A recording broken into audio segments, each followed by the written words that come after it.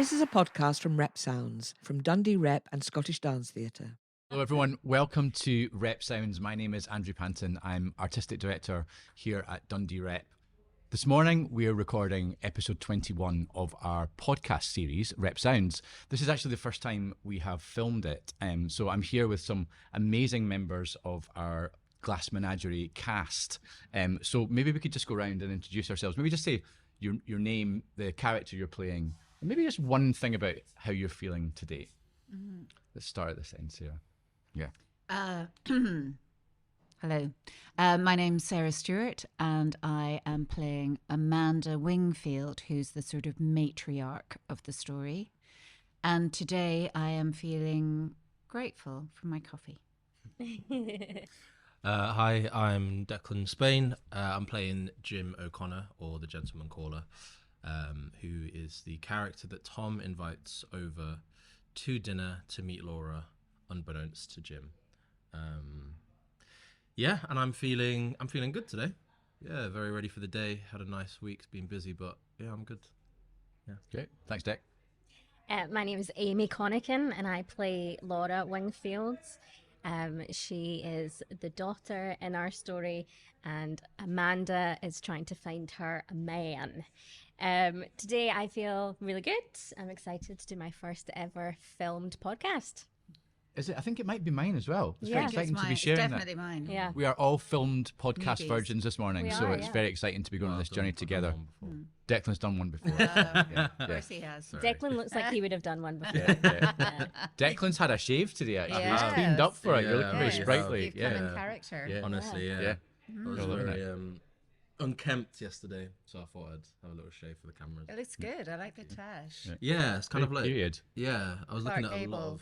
lot of photos of that time, and the thin tash, especially with like a little cut in the middle, seems to be Yeah. a big thing. So Yeah, keep it. Very Yeah. good. So the Glass Menagerie, such an iconic title, iconic play.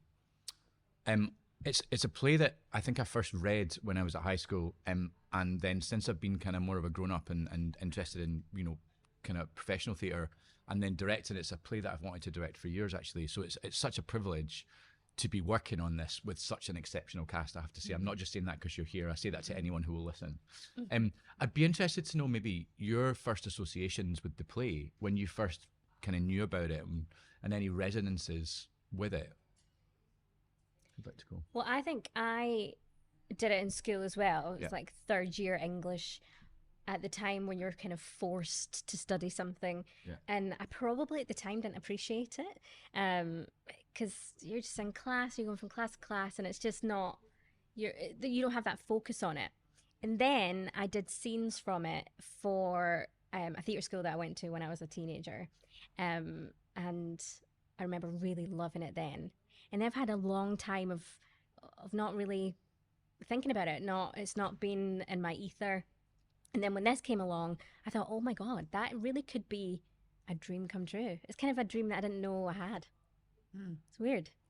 And I remember in the audition you told me a story about a previous production. That's right, that yeah. you were kind of tentatively involved. Do you want to tell that story? Yeah, so in 2015 or 2016, I auditioned for the Broadway production of the Glass Menagerie with Sally Fields as Amanda.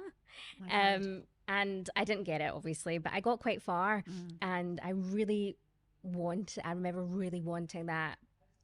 So I feel like this is my redemption story. That I have to say, that came across in your audition. Before you told me that story, I was like, oh, right, she really wants this part. I was like, I'm in big trouble if I don't get this. No, it was an incredibly emotional audition. It was really beautiful.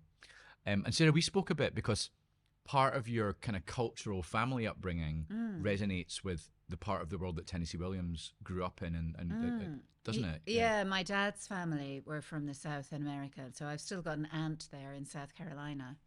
So I have, a lot of these things have kind of echoes for me. There's a lot of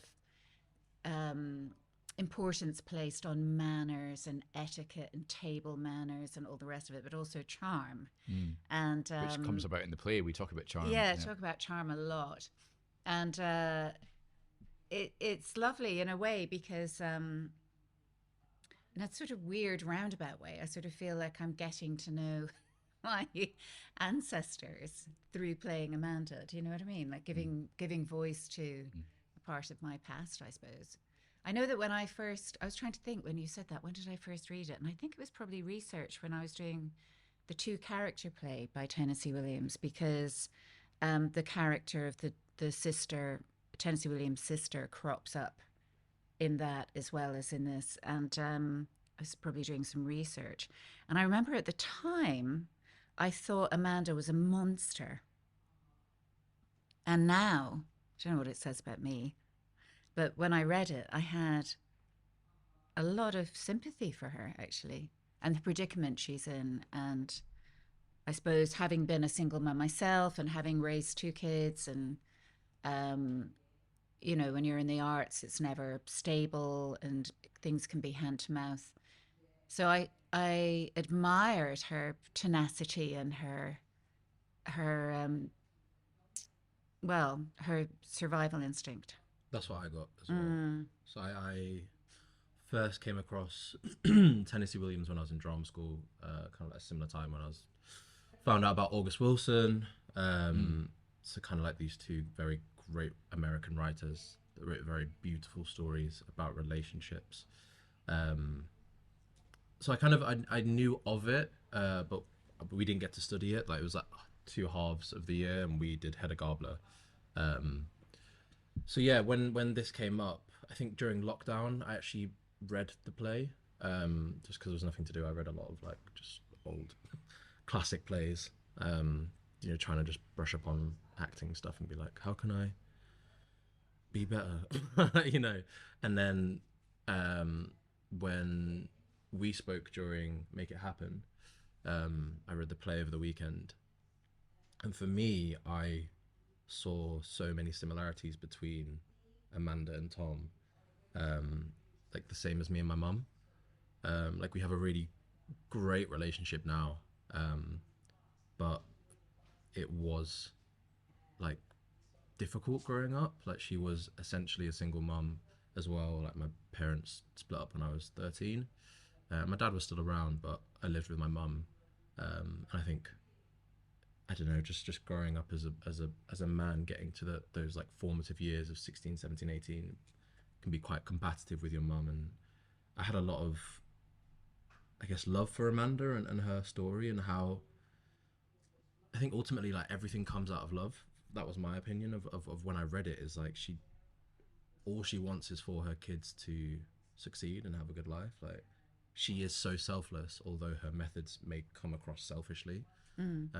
Those were my opinions when I read it. I was just like, she's so strong. Like, she's so resilient and will kind of do anything it takes to make sure her kids are like safe and sound and happy. And that's, you know, it took me a long time to see that from my mum's perspective as well. And, you know, I'm sure being a mum yourself, you have those times where you're like, can you not see I'm doing this for you? And you're just getting pushback from your kids. Yeah.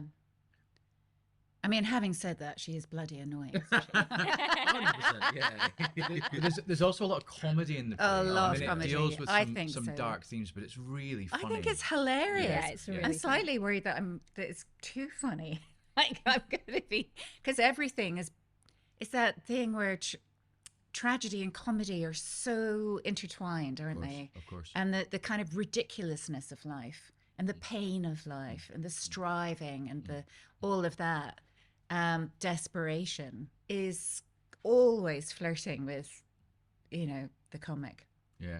No, it's funny, that thing of revisiting a text at different points in your life, and you have a different relationship. Yeah. And the things that you thought were maybe absolute when you first, you know, a lot of us read this when we were in our teens. Now being a parent I've only been a parent for 3 years, but the way that I look at these kind of familial relationships is completely different. Also, what you were saying, you mentioned August Wilson there as well, but my first way in, I think, as a director was with a lot of contemporary American. I was really drawn. So, I mean, the first play that I directed here at the Rep was August Osage County. And of course, Tracy Letts, I mean, a beautiful piece developed at Steppenwolf, but Tracy Letts draws so much on Tennessee Williams, Miller, those American playwrights. So in a way, he's bringing that style and culture of writing and playwriting for a new generation. Yeah. Yeah. So we're in week 2 of rehearsals. We've got four weeks in the rehearsal room, then we move into the theatre for tech. Can you, for those people who maybe don't know the exact how you rehearse a play, what's happening at the moment? Can you talk about the process that we're doing, where we've hit? Well, I've only been in one day this week. We're sort of doing the early stages of blocking through, Yeah. kind of finding the characters' journeys on the stage, in a very sort of simple way. You go from here to here, you sit there, you pick up that cup, then. But also, Yeah. the first week we sat around a table, didn't we? And Yeah. and read the play and discussed the play and agreed on certain aspects of the play, so that by the time we then this week are coming to Yeah. stage it, we've had those conversations, so we know that we've already agreed why I'm saying that or where, it's all Yes. obviously still open, it's not set in stone, but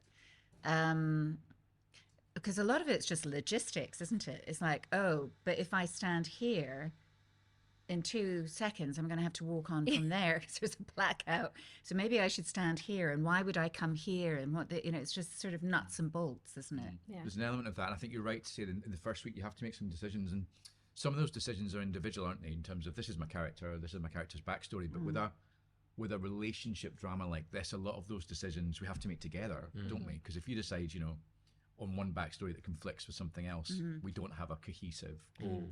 Yeah. And that's what's really been enjoyable working with the three of you, and also Chris Jordan Marshall, who's playing Tom in the play, that it's been such a kind of collegiate way of playing around with different ideas. Could be that, and then slowly we kind of funnel down and make our decisions that of course can change, and they will change, but actually a lot of that work is already really benefiting us. Now we're into the staging element of it. Yeah, I think it's that constant like discussion that's going on in your own head and with other people, and the constant kind of like to and fro and managing your own like expectations and choices comparatively to someone else's, because it's like we did all this speaking last week, but even yesterday when we did our scene, already I'm going, oh, that's maybe there's something else here that I'm missing, because it's very different to sit and read, but as soon as you get into the space and Yeah, you're like and you physicalize these characters, or start to try and play those choices, it feels like it doesn't work, or you have to make a different choice just because, or you get an impulse to be like, oh, this is actually what it is, this is what I was trying to say, or couldn't put my finger on back there. It's like constant, like this is like the first discovery week while also trying to balance all the logistical things. It's a really weird, And carrying a script. and carrying a script. Carrying a script while you're juggling a telephone and a thing and I don't know about you, but this stage of the sort of the blocking is always my sort of least favourite part, because I feel so awkward with the script in my hand, trying to remember where I'm supposed to be, what I'm supposed to be saying.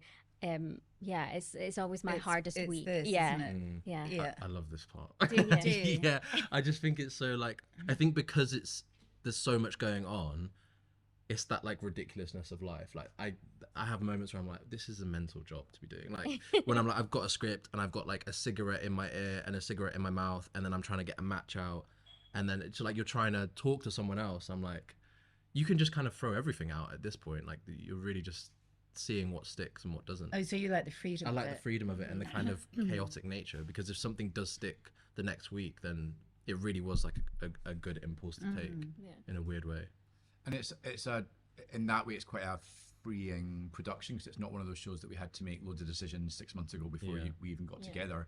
We had to make some decisions, and Emily James and I, the designer, and Simon Wilkinson, the lighting designer, had to make some decisions, but actually we were just trying to create an environment for then us to play within and make the decisions together in the room.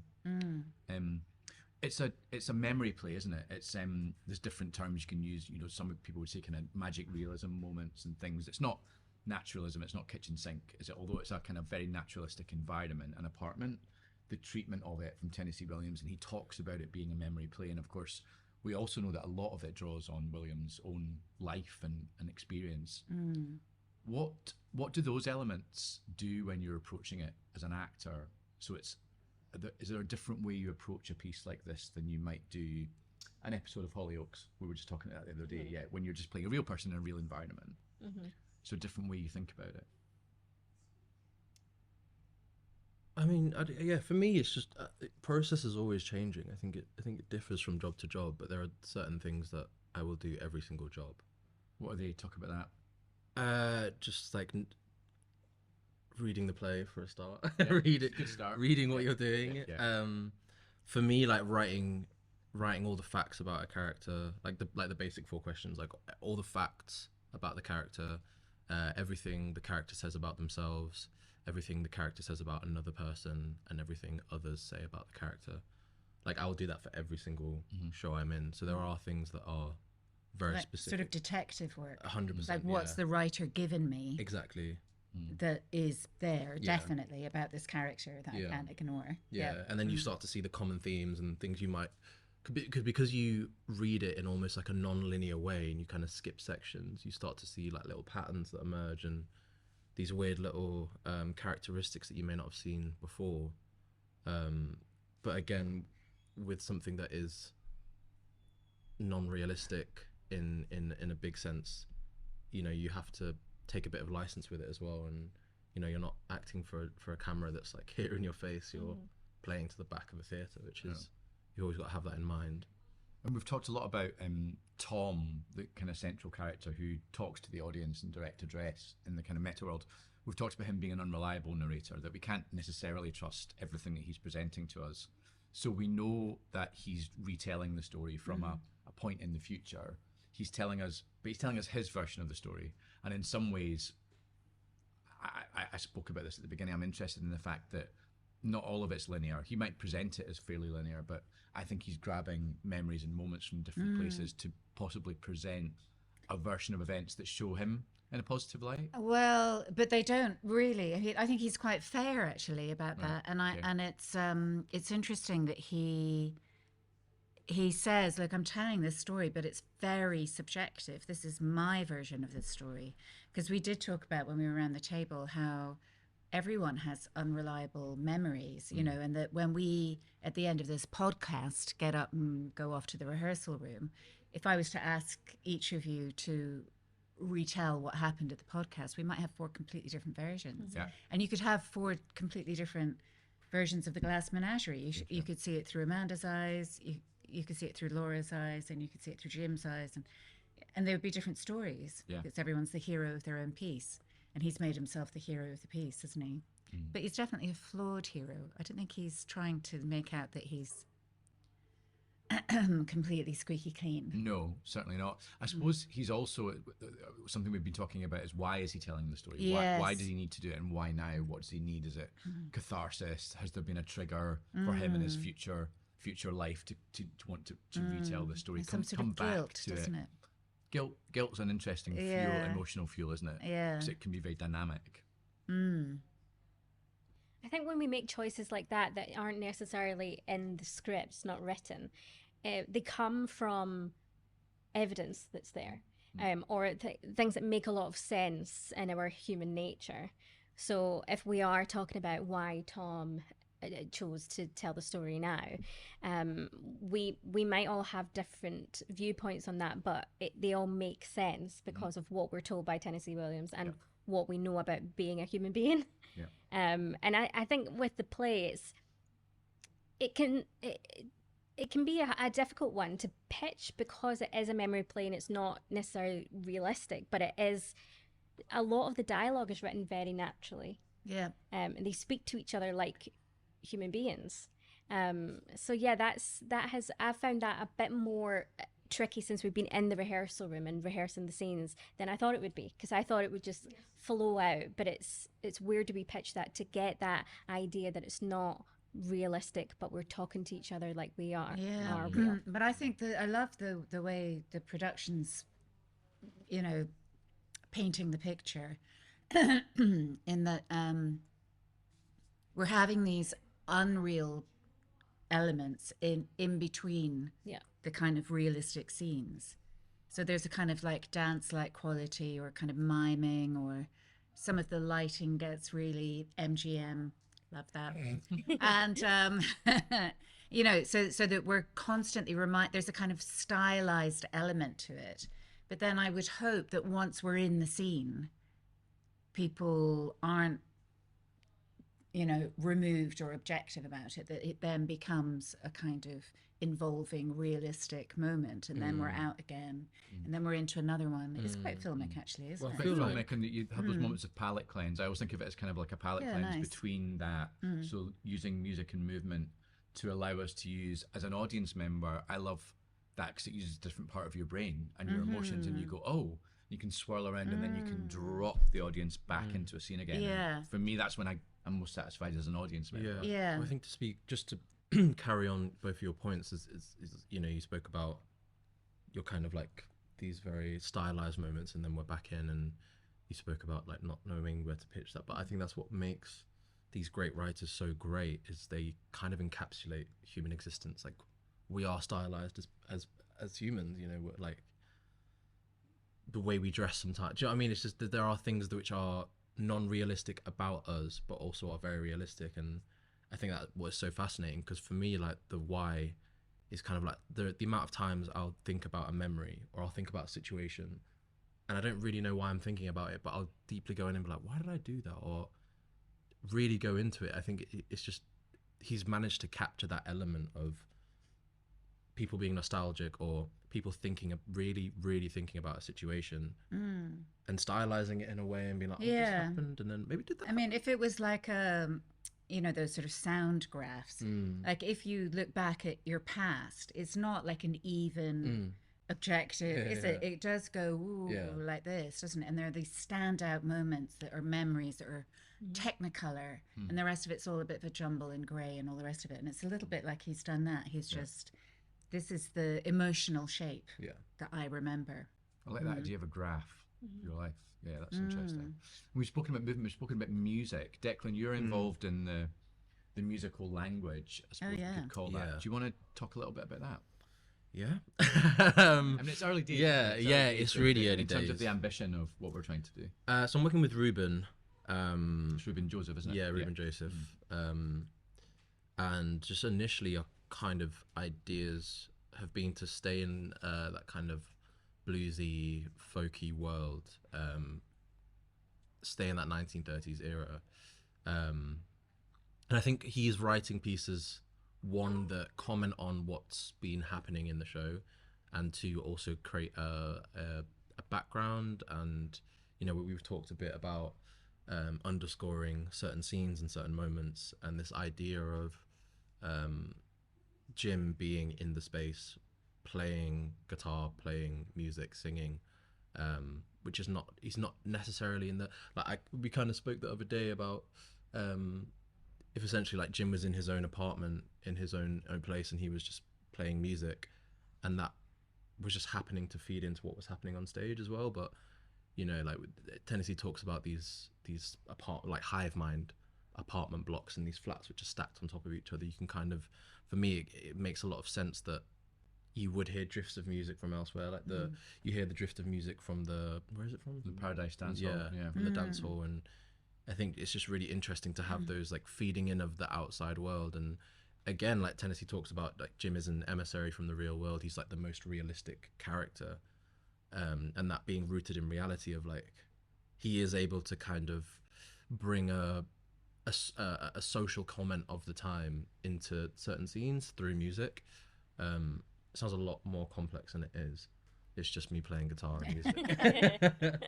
But yeah, that's kind of where we're at the minute. It's a bit more bluesy, a bit soulful, a bit gospel, and it's gonna just run throughout the play, almost like that graph situation. That's there's certain moments where you hear it. And I mean, there is generally an underscore or a soundtrack to our lives. I mean, you could walk around T Square today and hear, somebody's car radio and the seagulls and this thing. So it's just, I suppose it's a dramatic construction of what that is in this moment in St. Louis. But I also love, like, just when you said Paradise Hall, I was thinking, oh God, isn't he brilliant? I just love the way he takes the sort of poetry. Well, I thought you were talking about me there. Sorry. That I love you. That he takes the sort of aspirational, dreamlike kind of language and imagery all the time of moons and Paradise Hall, and it's up against poverty and striving and difficulty and sort of the ugly side of life. And it sort of, That's the tragedy of it all, isn't it? It's everyone trying. I mean, waiting. We're waiting for the thing that's going to make life okay. We think it's going to be the gentleman caller. Yeah, I mean, we're set right after the kind of the end of the Great Depression, really, and of course these characters don't know that World War II is just around the corner. And it's that bit in the middle, as you say. I mean, the socioeconomic situation was pretty rough for the vast majority of Americans at this point. Yeah.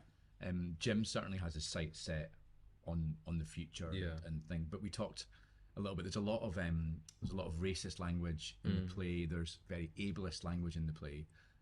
We spoke about that early on. And homophobic. Actually. Implications From yeah, absolutely. And that's a strand that we're playing with in terms of Tom's, what he conceals from everyone, but especially from his mum. Would it be worth just talking a little bit about our discussions around that and how we're representing that in our production?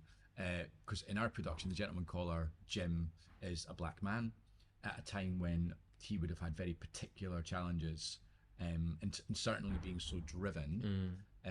We know he was very popular at school, but we were talking yesterday about what happened after school, and the challenges that he experienced. I mean, we spoke very early on about, pretty much first day, about the language in the play, and I was of the opinion that language should stay in it, just because well, for a lot of reasons, but I feel like it validates these people's existences within a time, and the fact that these people did exist.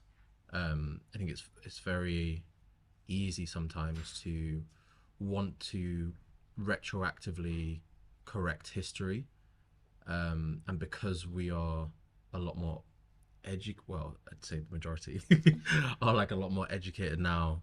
You know, there's still there are still so many issues.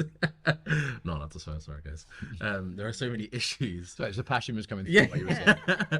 There are so many issues still, but I think it's easy to be like, you know, like this word should never have been said. Of course it shouldn't, but also at the same time, I think it's a reminder that this was a reality like less than 100 years ago. Segregation was a thing less than 100 years ago, less than 70 years ago. You know, it really puts into perspective how close we are to that part of history. And you know, especially for me as being mixed race, so many challenges of identity growing up and what that was for me, and you know, discovering where I sat and where my home is. You know, like my mum's Irish, my dad is from Sierra Leone, but I was born in Britain, I was born in England. Yet the rhetoric is that, you know, England is not for me, but I don't know Ireland and I don't know Sierra Leone, so where is my home? It's kind of that I very much understand from perspective of being in this time where segregation is such a thing. There were mixed race people around, you know, and there was this thing of identity of having to keep someone hidden essentially from certain parts of social life, but at the same time there were people that were championing and there were allies, and you know, like these people did exist, these activists did exist, and I think it's important, I think, to validate these people and tell their story. Yeah, I don't know if I hit the point. And you've been very passionate about making sure that that specific language, the N word and everything, that stays, and that is 100%. Amanda uses that word as she would do. Yeah. And then we see her systemic racism that she was brought up through apparent there. For sure. Yeah. And that's the thing, is like, if you put it into perspective of 1930s, it doesn't automatically make someone a bad person because they're using the N word. Like comparatively to today, if someone used that word, it's very different. You know, it was a very common word. It was very common language, and it's one of those things. If like it's learned behavior. If you don't know that it's wrong, then you're going to keep saying it. Because she uses it very casually, doesn't she? Yeah, she's from the South. You know, she had enslaved people on her. I don't think she was from a plantation, but she definitely knew plantation owners, and So that is like a very common. And they had servants. Yeah. Who would have been black. Yeah.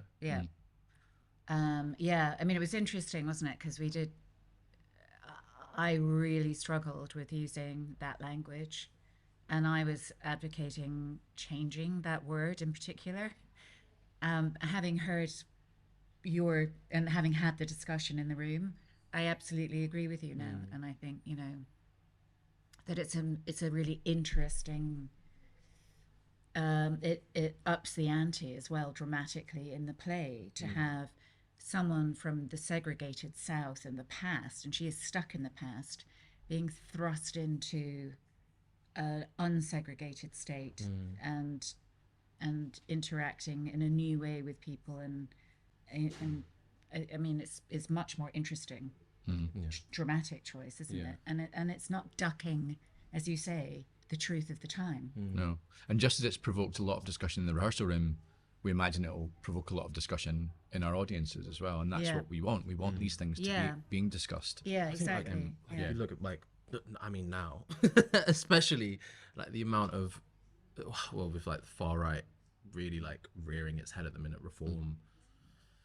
gaining loads of traction and kind of looking like it might be winning the next election, and Please don't say it's mad, isn't it?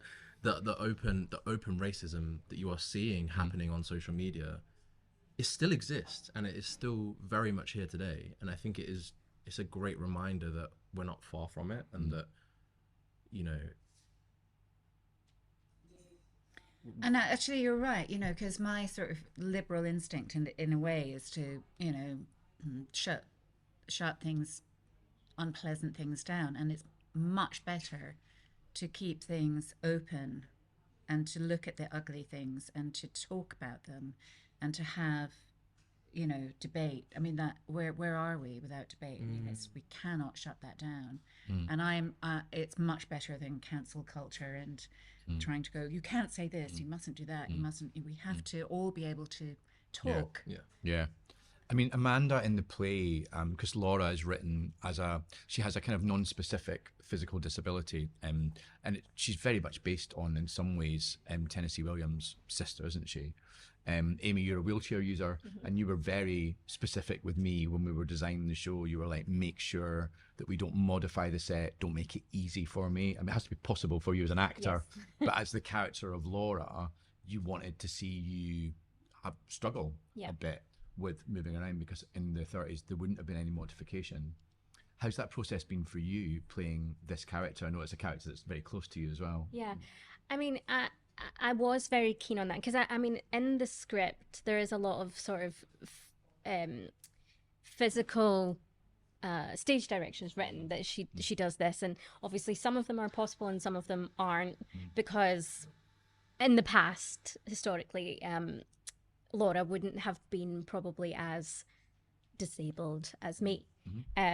So she would be able to walk upstairs and stuff like that. But with it being me, I was really keen on it as demonstrating that we've come a long way, but we also have a way to go.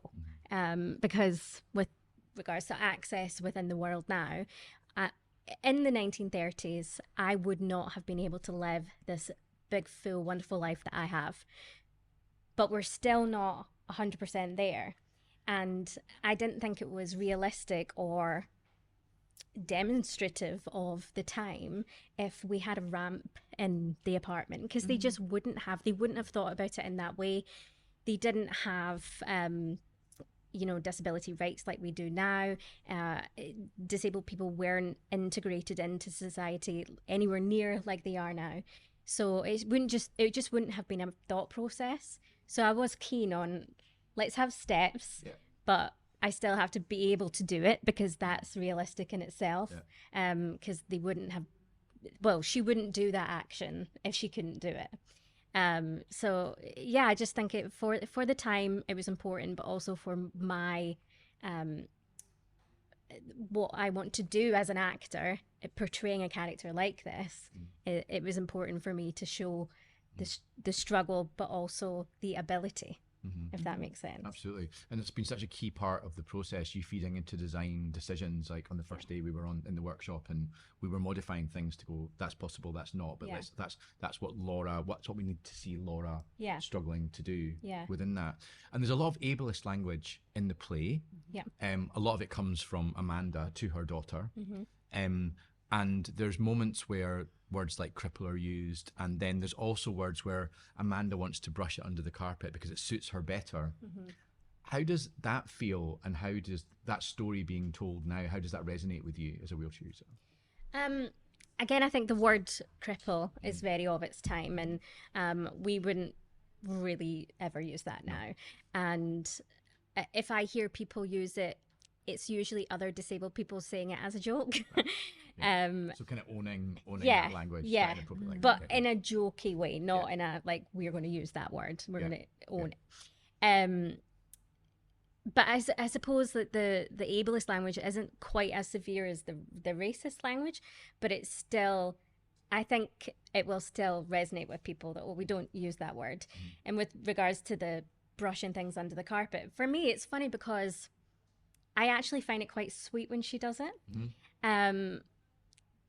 I think I see similarities with like my dad, for instance. Like he'll try and he really tries to, even though he's very in no way is unaccepting of me, but he tries to go, you can do that, and it's all fine, and no, that doesn't mean anything. And I just think that's a nice thing, and not place any limitations on you. Yeah. And I think that's taught me to not do that. And also, I think I had said this to you before, that when Amanda does that,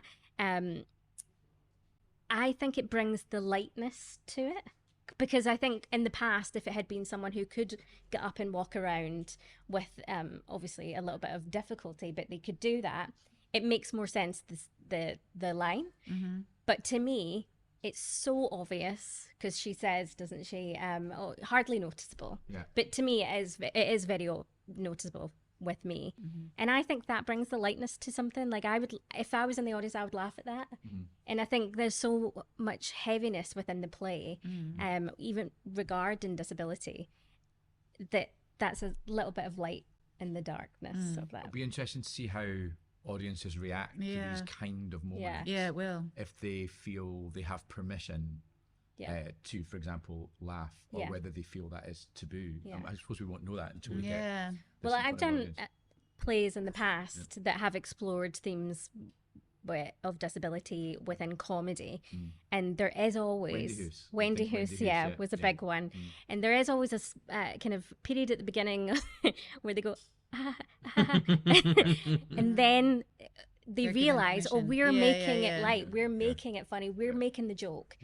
So I'm in on the joke here, and we can all laugh at it, and it's like a breath of fresh air when people let go like that. Because we're on the same journey together, rather than being, we're on the same team. Yeah, we're on the same team. And hopefully Tom talking to the audience and asking us to go on this, hopefully that will help as a conduit. But I suppose that's what previews are for, aren't they? That's the kind of, it's a key bit of the process to work out these nuance of what we're doing.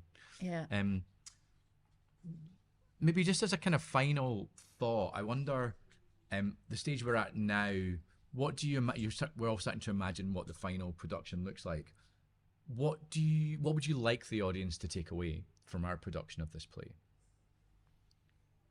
What would be the takeaways from it? What do you imagine people might be talking about in the bar afterwards or in the interval? I always love it if people can go away and say things like, Amanda really reminds me of Auntie Jean.